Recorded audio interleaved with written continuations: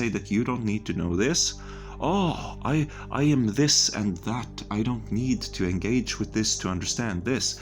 Big mistake, huge mistake, don't do it. Right guys, let us talk about the sensual dance. And what the sensual dance is something that happens inside of you that you need to become aware of. And when you're aware of it, it's like knowing is half the battle. So maybe, you have cravings for candy. And one of the problems with cravings for candy is that it's on autopilot in the beginning.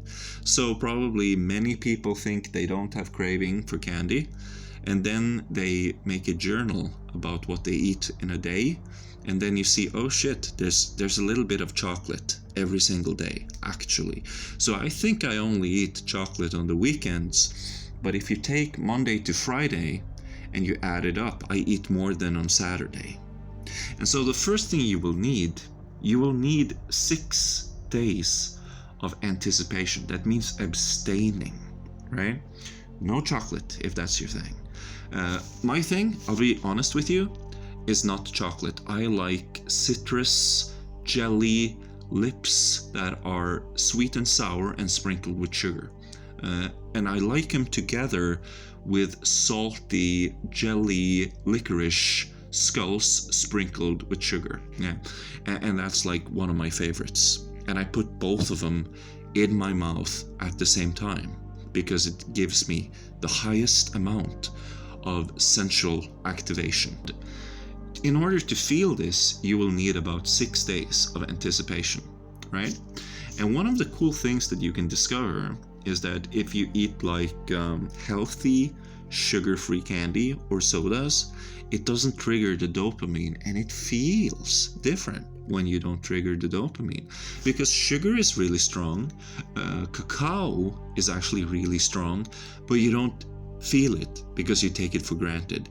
So when you feel it, it's like, holy, this is my personal recommendation for the 6 days of anticipation is either go vegan or go carnivore diet.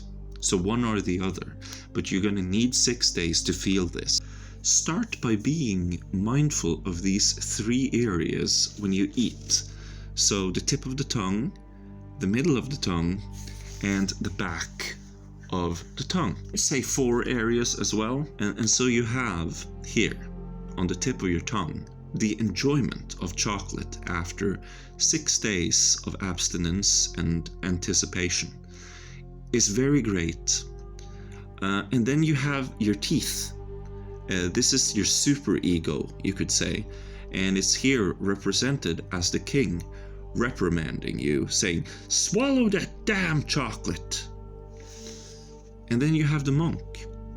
He is meditating and being useless, and he's not engaging with the senses of the tongue. When you're done with this is going to pass the middle of the tongue, and you're not going to feel any taste. You're just going to feel it slide. And then at the very back of the tongue, you have Mara, the god of death, being like, yoo-hoo! Oh man, if you think it tastes good now, just wait until you swallow. You're having a lot of fun, but your superego is talking. Your thinking thought process is reprimanding. It's like, you're getting chocolate on your teeth. You're gonna have to, you know how expensive a dentist is? So you're getting reprimanded here.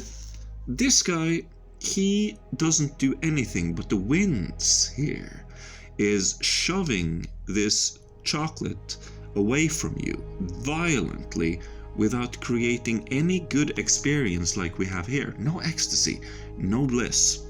And this one, he's like, oh, yoo-hoo! Come on, guys! Hey, oh, just wait till you get the chocolate over to me. It's gonna taste really good, yeah. Give the chocolate away. And it comes over here, nothing happens. think it would feel so good to swallow. And you feel this especially sometimes if you chew a very sweet chewing gum. It's like, yoo-hoo, it's gonna taste so good when you swallow, man. Could you give me some of that? Strawberry erasers, or maybe in elementary, you had like a eraser for your pencil that could smell strawberry, yeah. And so you wanted to eat it and put it in your mouth. Then you put it in your mouth and it just tastes like regular, not good. So that's the lesson here, that we have 3 very strong winds to end the experience, and it's only this one that wants to stay in the experience. And when you discover that, you will focus on that one, and you will focus on the enjoyment of the moment. And so it's actually better to have 6 days of anticipation.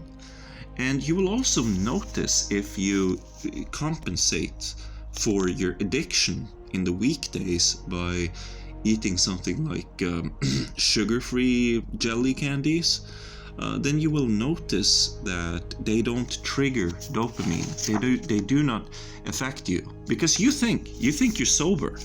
You think you're sober. You're not sober. Yeah, you have the coffee is not sobering, the chocolate with the cacao is not sobering, the carbohydrates, many of your carbohydrates are not sober. So if you go vegan, or even better, if you go carnivorous diet, and you return here clean on Saturday, this experience, especially with me, because I like those gummies, it feels like a kiss, and it can trigger some really intense dreams. And it's impossible to fight this and get rid of your cravings if you do not engage with the process to actually know what the process is. You're gonna spit. I'm not saying this is gonna happen immediately, but when you understand that you're being lied to, and the pleasure you actually feel is just intoxication from the sugar, the caffeine, the cacao. I mean, in some chocolates, it's all 3 of them at the same time. So of course you're getting intoxicated. This is not the taste. It's not the taste you're after. If you're after the taste, you're gonna spit, because it's only on the front of your tongue. It's not in your throat. It's not in the middle of your tongue. It's on the tip of your tongue. You're gonna spit. And so I don't say you're gonna. That's a perfection stage. That's when you've understood it. But you can already understand it at a logical level right now. One day you're going to spit.